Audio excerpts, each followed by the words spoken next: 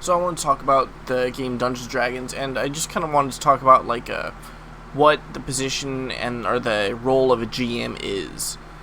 The GM's role is to manipulate everyone there into having fun. Whether you're doing it by deliberately giving him the right kind of gameplay, or it seems kind of weird and tricky, and it almost seems slimy at a glance the way I think about it, but everybody has a good time is the overall goal. So, not trying to make any money or anything like EA or anything, just trying to make a game. No. So the thing is, essentially you have a bunch of players of different types, and you figure out what they want from the game, what they like, and you try to give everyone as much of what they enjoy as you possibly can, while still giving everyone else an equal amount of enjoyment, because one person getting everything they want and other people not getting anything they want can lead to a lot of infighting. So you gotta spread it around. I'm gonna use the last game I actually ran as kind of an example throughout this. But essentially you have several different types of players. You have there's, the elitists, the guys that know all the rules, that play things kind of by the book. The role players who really just want a really cool role play. The other guys that are just kind of chill and I'm here to play, whatever. And then you have the guy that's the wild card. The guy that just wants to do something insane and get away with it. And these guys are tricky to deal with because you gotta let them get away with it, but they also have to have some kind of consequence to doing it too, to make it fun for everyone else. So they're not just jumping in, killing everybody when everybody else is like, oh, well, I guess we can just do that too, and this game's easy, no problem, no challenge. No, you want it to be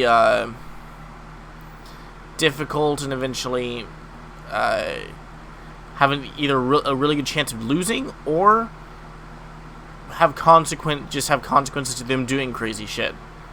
In my last game, it was Tech. Tech was kind of the wild card there, just jumping into all the combat. I kind of felt like he was actually, before the game, I thought he was kind of be the chill, alright, I'm here to play kind of guy. That ended up being Robbie, who's usually very much the crazy kind of person.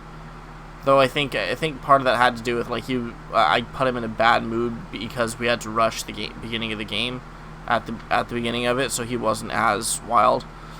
My little brother there, he changes from day to day. I think that day he was much more of a kind of, all right guys, let's get together kind of team player kind of guy there, which I was actually really thankful for. And the other guy there was Ricardo. He was very much kind of the role player, I feel like, of the bunch. He wanted to be very immersed in his character. It wasn't really a direct role play because there wasn't much interaction or much beyond combat, due to my poor game design and the rush nature of the game we ran. But it did give him he did kind of act that role out, even role playing with other people in the group a lot. So he was very much the role player.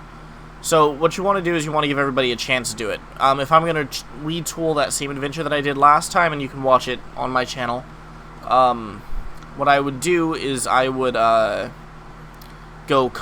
still start off the scene into combat, and from there I would move it to a town. Though within the town, I would give the kind of the chaotic people the opportunity to get into a little bit of trouble and either get captured or get something else happen to them to where they have to do something else, and then let the role player and kind of the more tactical and team-based people get together and role play with, say, a blacksmith or somebody else who knows the whereabouts of whoever we had. For instance, in that game, they're delivering something. Okay, well, the person you need to deliver this to has gone missing, but he should still be alive as far as we know. And then follow some clues, eventually lead up into the cave that they were at, and eventually, and then fight through a bunch of monsters and eventually fight a Trinit boss monster at the end of it.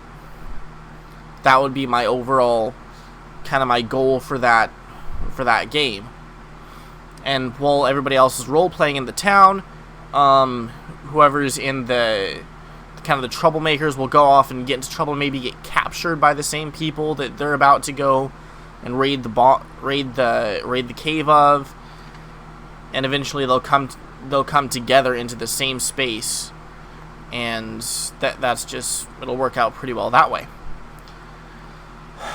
But yeah, so that's how I would redesign that game if I ever run it again. But and you are manipulating people a little bit, but you're trying to manipulate them into everybody having fun.